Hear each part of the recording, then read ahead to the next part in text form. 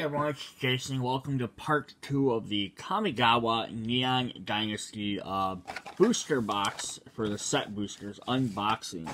So I did the first video. You can check out. I kind of went over some of the lore. During the video, I talked about more of as things come up. But we're just going to kind of jump in then. So if I don't go over our cards, because I went through it in part 1, but I will at least show off the cards at least momentarily so you can kind of see them. But I'm not going to spend a ton of time on cards I've already went over. So let's hop in. So the set boosters, just as a quick refresher, while I open this, are kind of more themed packs. They're not as themed as like the jump boosters, which are all preset, like every open up the jump booster, I'll say this is the sky set, and it's all blue cards that have to deal with the sky. But these have at least kind of similar themes, or colors, or mechanics in each pack. So that when you buy them, you're kind of getting, you open up a pack and you kind of like say, oh, okay, I kind of got an idea of what I might want to build this deck into. I'm also going to come with these cool art cards. This is, whoops, I dropped her. That is the Hinata Dawn Crowned. It's actually pretty cool. We got another dual colored land. We've been getting these in a lot of packs, which are really nice. Anchor tap, gain 1 life, add 1 of the colors. So this will probably have, presumably should have some blue or green cards in there. At least one of the two, but not necessarily both. We have a Covert Tactician. These are the cool themed borders for the ninja cards. So there's the regular traditional borders, and then they usually go like special borders. These are the ninja, or the ones for ninja cards.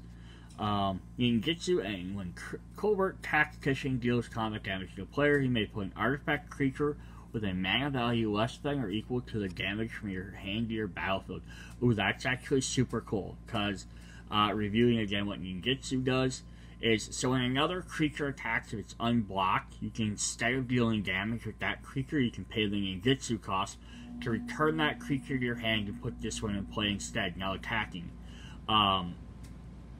So that way, now you're going to be doing the damage with that, and since it automatically does that, you're at least going to get 1 value out of this. But it's just kind of a cheap way to get some of these other creatures in. Alright, our next one, we have a black one, Ink Rise Infiltrator. Another human ninja. Flying and gets +2/+2 till the end of turn. Nice. We have Simian Sling, an artifact creature. So this goes with that first one, because it lets you put it in all its red. Equipped creature gets +1/+1, and whenever Simian Sling or equipped creature becomes blocked, it deals damage to a player. These new mechanical artifacts. I really neat, because this is supposed to again represent the world of Kamigawa, which is the Japanese set. So this is 1,000 years in the future. I think it was 1,000 years. So everything's more like Neo Tokyo, like robotic design, but you can still see all the hints and stuff of the old style. We have a Searchlight Companion, a creature your own. Enters the battlefield, create a 1/1 colorless spirit token. Interesting. Merging the spirit and material realms that result in some unusual friendships. A Coiling Stalker, Ninja Snake with Ninjutsu. So pay 2 to return unblocked attacker you control to your hand. Put this card into the battlefield from your hand tapped and attacking. Yeah, that's exactly what it does. Deals combat damage to a player, put a +1/+1 counter on target creature control that doesn't have a counter. So it's actually fun. I love the Ninjutsu thematic ability. You still have to get through, so if your opponent blocks it, it doesn't do anything. Because it has to be unblocked, not just one that does damage. And trampling doesn't help, so they need unblockable or maybe a flying ability. But the fact is, penalize your opponent for, like, oh, I can take that 1 or 2 hits. So you drop a guy like this, it's like, oh, you're still taking maybe the 2 damage, but now I get to put +1/+1 counter on someone for free. We have the Kappa Tech Wrecker, who's a Ninja Turtle. So that's hilarious. Now we have that as a phrase. So this is a 2/1, or sorry, a 1/3. That's a 2 cost. As Ninjutsu enters battlefield with a Death Touch counter on it. Whenever he deals damage to a player, you may remove a Death Touch counter from it. When you do, exile target artifact or enchantment that player controls. Ooh, so again, with the Ninjutsu, he comes in, he already has that Death Touch item. And since you are doing damage because you're replacing them unblockable, you can get rid of that if you need to exile a target artifact or enchantment. If they don't have anything yet, you keep them out and you keep a Death Toucher. Plus, a Death Toucher will work really nice because lots of times people won't block a Death Toucher, especially because he was 1/3. They might not block the Death Toucher for 1 damage, but that means you have a good chance of getting another Ninjutsu character in there. Spinning Wheel Kick is sorcery, XX and 2 green. Create target creature you control deals damage equal to its power to each of X target creatures and or planeswalkers. Interesting. That's actually kind of powerful. That's actually really neat. Alright, we have another Tales card, another Saga. Tales of Master Senshiro. We've seen this one before. So these guys are kind of cool because they do these different effects when you play the Sagas, and then they can flip over and become something else. These are going to become creatures. Oh, we have a white land here. So these are the Japanese-themed portrait lands. That's actually really cool for a Plains card. Or so like the city, but it's all covered with like clouds and, you know, it's a kind of probably some sort of royal village. I'm going to stick that with the other 2 that I have. Oh, dude, here's our rare. This is awesome. Katsunari Code Rider. And I will apologize early off here if I mispronounce these Japanese names. Human Ninja. Whenever you cast an enchantment spell, if you don't control a creature named Kemi, create a Kemi legendary 3/3 black and green frog token with whenever you cast an enchantment spell, each opponent loses 1 life, and you gain 1 life. Pay 2 with a blue-green in there. Katsunari, Code Rider, and target frog you control can't be blocked to start except by creatures with flying or reach. That's awesome. So there was also, in the original Kamigawa, there was another, I think there was another big giant toad guy like this too, so that's actually kind of cool. There are foil cards. You have a Greater Tanuki, who's a dog type. Trample and Channel. Search your library for a basic land, put it in the battlefield tapped, and shuffle it. And then we have a throwback card. So this is from, I'm not for sure what set this is from off the top of my head. It's a Vulpine Goliath, which is a fox. Yeah, it's from 2013. So it doesn't have the little symbol on the bottom that says what the set numbers are. Usually the letters, I usually figure it out by that. It might be a starter type set or like a commandery set. Yeah, that's cool though. Some of these throwback cards are kind of neat. It's a good way to keep like old cards in somewhat rotation. I know there's like a list they have that like every set comes out. They'll pick some cards, I guess, either stay on or what cards are going to be in with what sets. It's not like they're 100% random, like you can't find out what they are. It's the list, I guess. But yeah, that's definitely neat. Alright, our next pack is we're going to have a Samurai Fox. Look at that, Knitse. Who's going to be Blade Blizzard Knitse. So I was even right with the name there. Awesome. Then we get another black land. So it's our second black all-art land, but that's definitely cool. Like a rainy, trenchy area. It's always neat to see how they decide to come up with the different lands for every set, because, you know, like, traditional Dominaria Magic was, you know, oh, the mountains are mountains, plains are plains, but when you do something with, like, a different themiology, like, you know, like Mirrodin Mega World, this is, you know, Japanese world, especially this one's Japanese fused with, you know, metal and stuff like armor and that technology. Or Egyptian, or Greek, or whatever. It's always interesting to see what they decide to do with those. We have a Mutai Mukutai Ambusher, who's a rat ninja, who has ninjutsu and lifelink. Harmonious Emergence, we've seen before, creates a spirit land. So we're going to get another one we had before to it, the Crackling Emergence.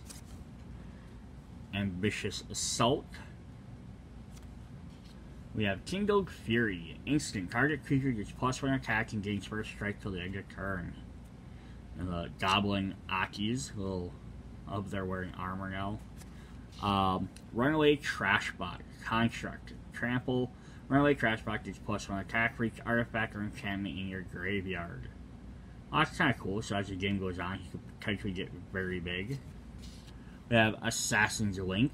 This spell costs 1 less to cast if you control an artifact, and or 1 less to cast if you control an enchantment. So now like this one, where this is where our thematic of this pack works, where it doesn't seem like it, because we have, you know, a green and a bunch of reds. Well, these guys are both enchantments, so you gain a bonus for that. Creatures you control get +2 attack if they're modified. Equipment, auras, stuff like that. But we got 2 goblins that kind of go together. But this one, you know, so those 2 kind of go together. Those 2 go together. But then this one bonuses off artifact or enchantments, and this one also bonuses off artifact and enchantments. So it's kind of cool. And then we have a legendary Naomi Pillar of Order, black and white creature. Whenever Naomi enters the battlefield or attacks, if you control an artifact or enchantment, create a 2/2 white samurai with vigilance. So again, all kind of theming together there. We have another saga, Long Reach of Night. Each opponent sacrifices a creature unless they discard a card, exile, and then flip this over. And we are going to get Animus of Night's Reach, a creature spirit enchantment with menace, and whenever Animus attacks, it gets + attack until the end of turn, where X is the number of creature cards in defending player's graveyard. So them first 2, they could either have exiled or is it exile or is it just sacrifice? It could be a sacrifice, potentially sacrifice 2 creatures, or maybe they just discarded 1. So this guy could actually come out at least potentially as a 2/4, depending on what they've done. And then since it takes at least 2 creatures to block it, you're going to probably take out 1 every time, typically. Invoke the Wings. Ooh, a 5 cost with 4 green or blue mana. We've seen another big one like this earlier. Gain control of target artifact or creature, untap it. Yeah, blue taking control of stuff, that's actually kind of interesting. That doesn't usually happen. We have a foil version of Tribute of Horobi. So it's foil on that side, and it is foil on that side. Cool. Wasn't sure if it was going to be. Oh, sweet. And then we got a throwback to one of the old Kamigawa sets, even. Ijanko Castle. So add 1 white mana to your pool and pay 1. That's 2 damage to be dealt to target legendary creature. Since the war began, the castle's wall marked the only place in Kamigawa where no kami has ever set foot. So that's actually pretty cool. Like, we got a land from the old set. Which works with legendary creatures, and it's white, and then the card we got in this pack was a white legendary creature, so it actually works out really cool. Alright, next pack, we have another big dragon, the Fire Dragon. He is Ashuki the Blazing Sky. Ooh, we got a green full art land, but this one's foil. That's actually kind of cool. I like that it's foil, but I also wish I had the regular version first, or they're all foil. I like how some of it is foil and some of it's not, where you can see like the tree isn't foiled, so the tree stands out. I like when they do art foils like that, where not everything's just a blanket foiled. Alright, Blaze Blizzard can say, hey, we just saw that guy's full art card. Short Circuit, Flash, enchant artifact or creature. As long as a permanent is enchanted, it gets -3 attack and loses flying. Lethal Exploit, -2/-2, then a turn, an additional -1 for each modified creature you control as you cast the spell. Virus Beetle.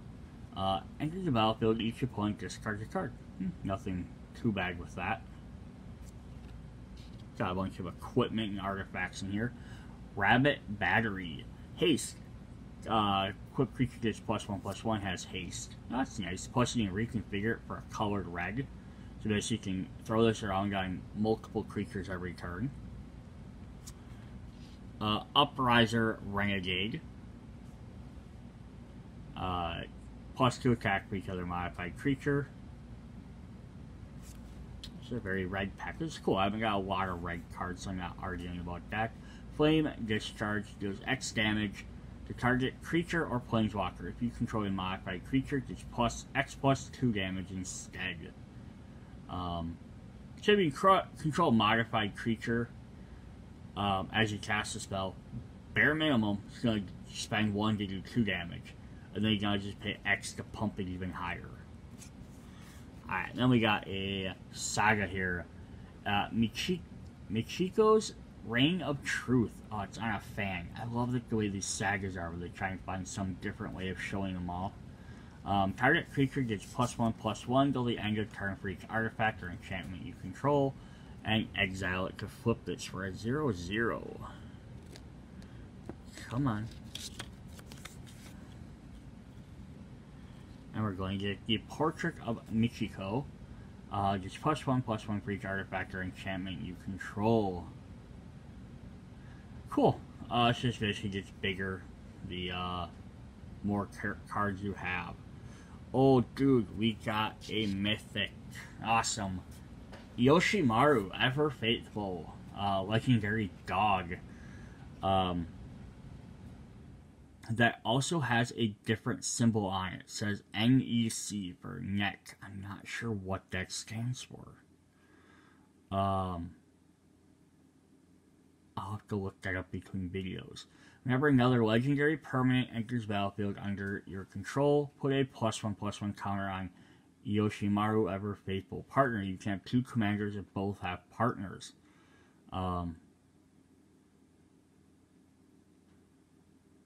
Cool. Is this? It's from a previous. It's from a previous set. No, it's up 38. Yeah, I'll have to look in to see what that exactly is. I'll look at it between videos and I'll talk about it in video 3.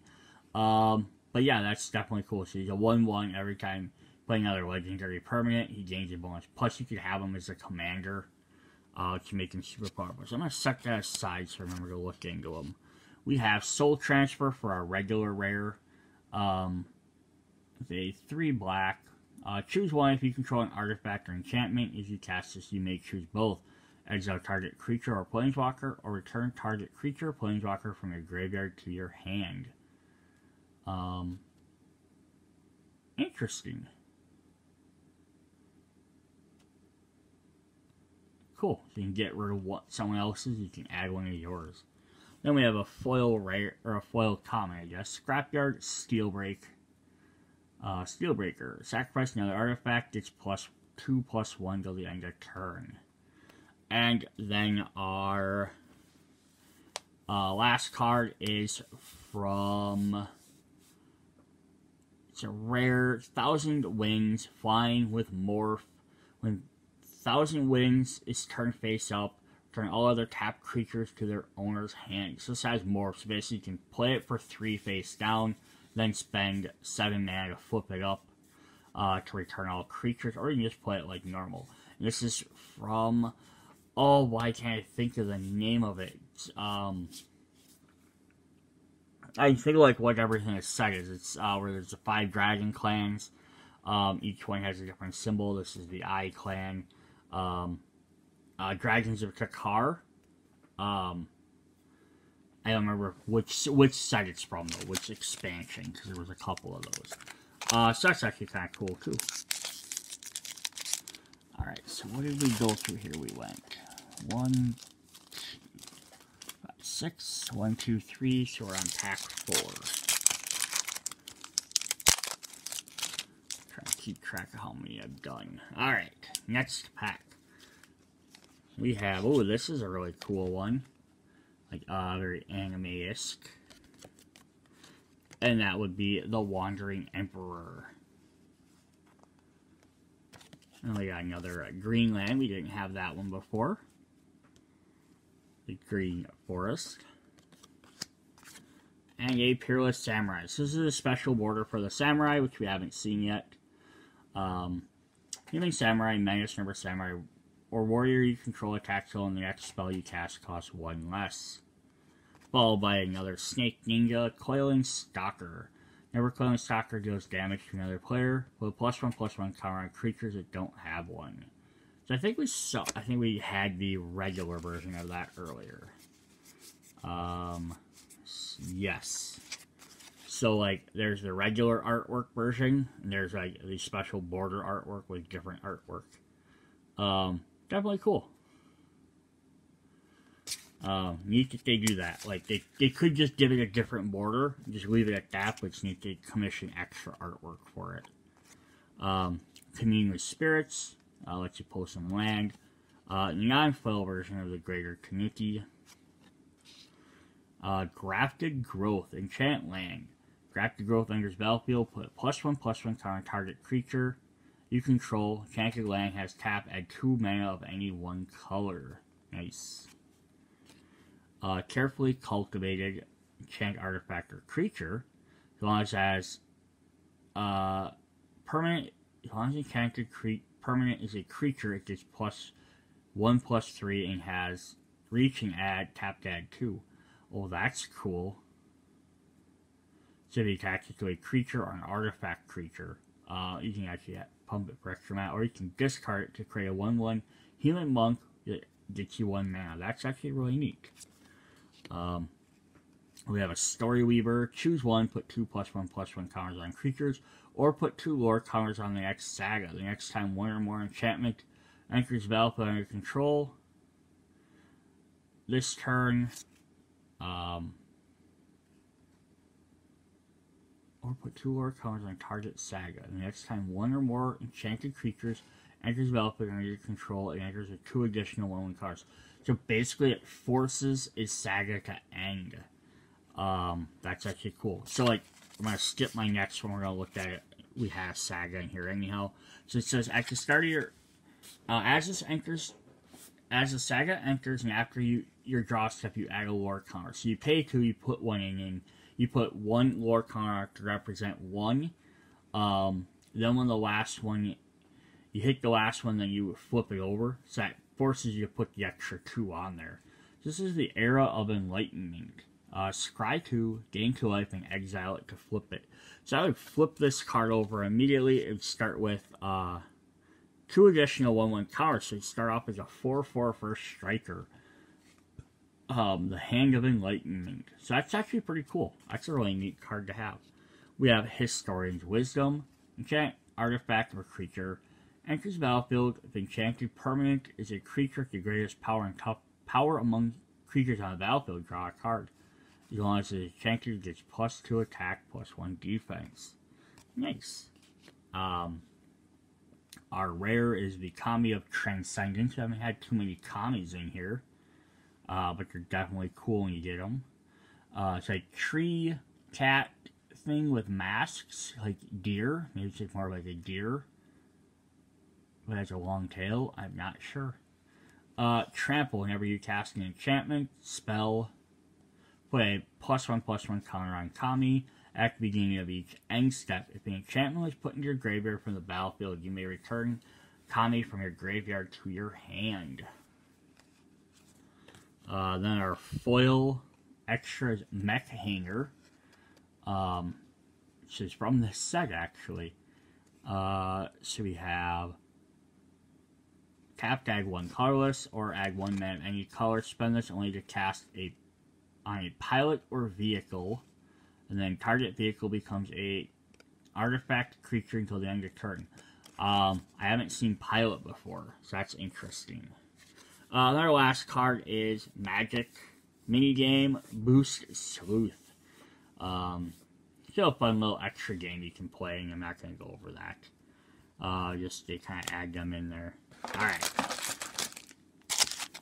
Let's look at another pack. We'll try and do a couple more in here for the end of this video. Then we'll do part 3. Then part 3 might run a little bit longer, so I'll just finish up the rest of the packs. Let's try and get like maybe 3 more packs out of this one. Alright, ooh, that looks awesome. This rat has a giant spiritual buster sword. Enormous energy blade. This is what it is. A regular forest. We haven't had too many regular lands. That's still cool. Sky Blessed Samurai, we've seen. Nezumi Blade Blesser. Has Death Touch as long as you control an artifact. Has Menace as long as you control an enchantment. So if you get both, he's a Death Touch Menacer. That's actually pretty scary. Spirited Companion. Enchanted Creature Dog. Enters the battlefield, draw a card.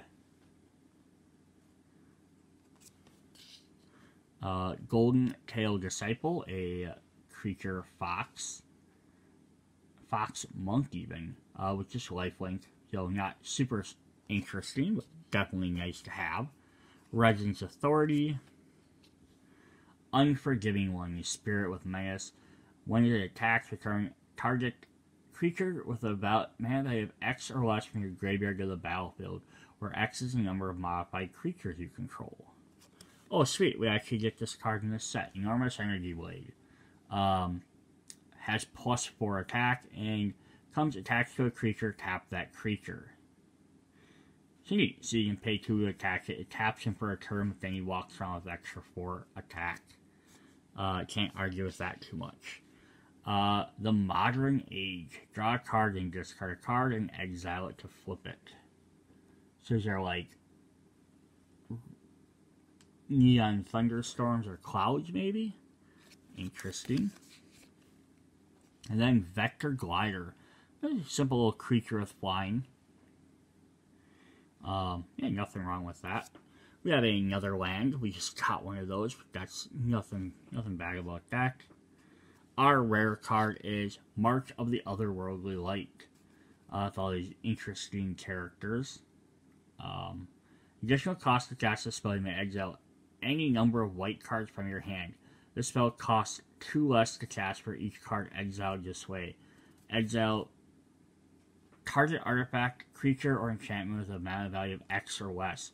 Okay, so basically you want to get something that has a mana value of 10. You could pay 10 or 11 with the 1 white mana, or you could discard 5 cards to make it 1 white mana. So that's kind of cool. Then we have a foil version of the regular Nezumi Blade Blesser. Kind of cool. And their last card is a throwback card, exposed to daylight, destroy target artifact or enchantment, scry 1. RNA. Ravnica of some sort, I'm gonna guess. But I'm not for sure which one. Alright, our next pack.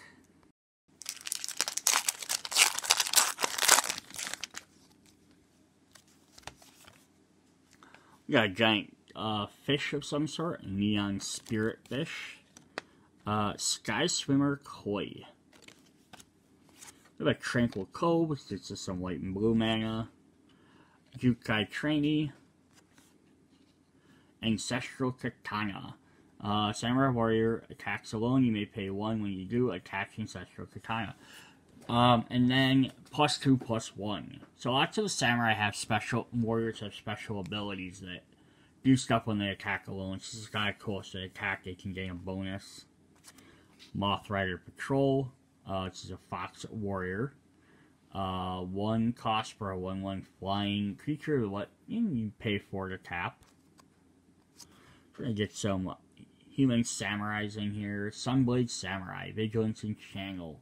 Search your library for a basic plane, reveal it, put it in your hand, and then you gain 2 life. Imperial Order, or Imperial Oath.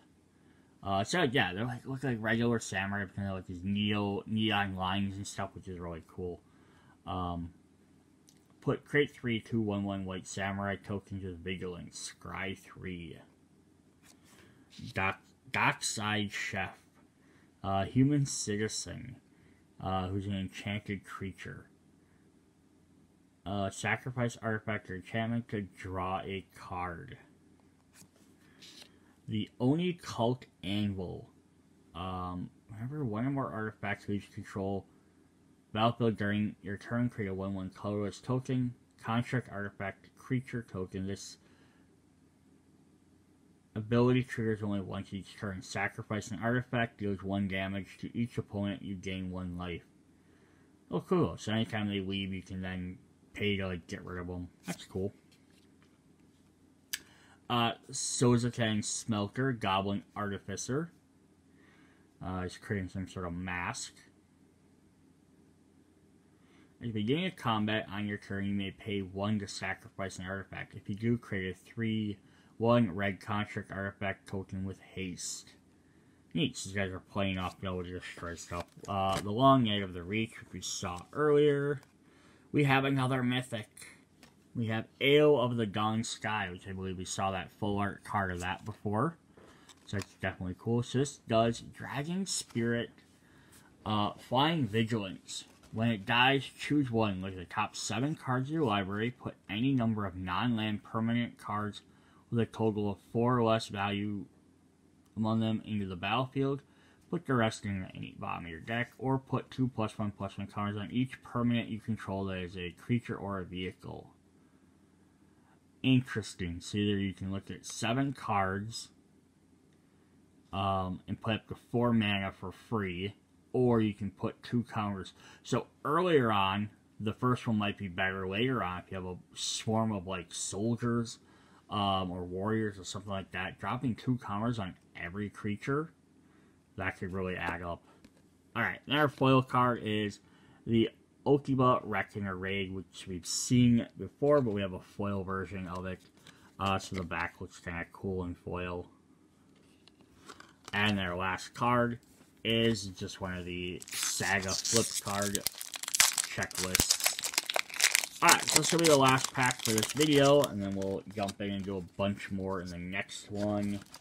We have a lot. We might actually have to go to video 4. I thought these were going to go a little bit faster, but I also don't want to have, hour-long videos. I'm trying to keep them a little bit shorter this time.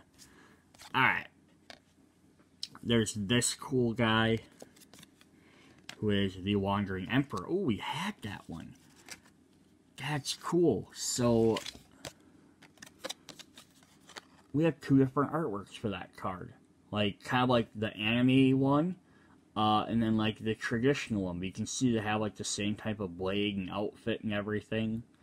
That's definitely cool to get something like that. Alright. Foil. Rugged Highlands. Guardian of the Ouroboros. Monk Samurai Defender. Modified creatures can attack as though they didn't have Defender. Ooh, that's neat. Reinforced Ronin, we've seen before. Experimental Synthesizer. Enters the battlefield, exile the top card of your library until the end of your turn. You may play that card. Sacrifice Synthesizer to create a 2/2 white samurai creature with vigilance. Activate only as a sorcerer. Cool. Basically, play as I can play it, and then later you can create a samurai from it. We have an Aki Ronin. I think it's the first card we've had that's actually Aki in the name. Goblin Samurai. Whenever Samurai Warrior attacks alone, you may discard a card if you do draw a card. The Peerless Samurai. Menace, and whenever it attacks alone, next spell you cast costs 1 less. Unstoppable Ogre, an artifact creature, Ogre Warrior. Enters battlefield, target creature can't block this turn. Never met a door he didn't hate. Dragon Spark Reactor. Whenever Dragon Spark Reactor or another artifact enters the battlefield under your control, put a charge counter on it. Sacrifice the reactor, deal damage equal to the number of charge counters on target player, and that much damage up to 1 target creature. Ooh, I love cards like this. So basically, you put him down, you can keep putting counters on him. At some point, you can sack him to do a ton of damage. But with so much artifact and a removal, you probably don't want to, like, I'll just wait until I build up like 10 and then kill half my opponent's health, because he probably won't survive that long. We have a Patchwork Automaton. Ward 2, whenever a creature becomes target of a spell opponent, counter spell unless the opponent plays 2, and whenever you cast an artifact spell, put 1/1 counter on Patchwork Automaton. We have another saga. Behold the Unspeakable. Oh, is this the Unspeakable from the original one? Or is that a different set? There's one creature where you had to play like 3 different cards in a row to be able to summon him, and I wonder if that's this guy. Creatures you don't control get -2, -0 till the next turn. If you have one or fewer cards in your hand, draw 4 cards, otherwise scry 2 and then draw 2, and then exile to flip it. Visions of the Unspeakable. Blind Spirit Trample. Vision of the Unspeakable gets +1/+1 for each card in your hand. Interesting. I'll have to look that one up too. Alright, our rare is Reckoner Bank Buster. It's a vehicle and its battlefield with 3 charge counters on it. Remove a charge counter, draw a card. If there are no charge counters on it, create a treasure token and a 1/1 colorless pilot creature token. With this creature, cruise vehicles as though it were a power of toughness 2 rare. Okay, so that's what pilot does. Interesting. Then we have a foil, which is also a rare. Goro, Disciple of Ryusei, a Goblin Samurai. Creatures you control gain haste till the end of turn. That's cool. And then you can create a 5/5 red Dragon Spirit creature flying. Interesting. And then the last one is just what is the list. 1 and 4. The 1 and 4 set boosters contain a magic card picked from history. So some throwback cards I've been talking about. And on the other side, we just have a samurai token. Alright, so that's what we have for video number 3. I still got, I think, way too many packs. 1, 2, 3, 4, 5, 6, 7, 8, 9, about 18 more packs. So we'll have to do 2 more videos to get through them all, unless like we get a ton of duplicates in the next one. Alright, so check you guys out in the next part. See ya. Bye.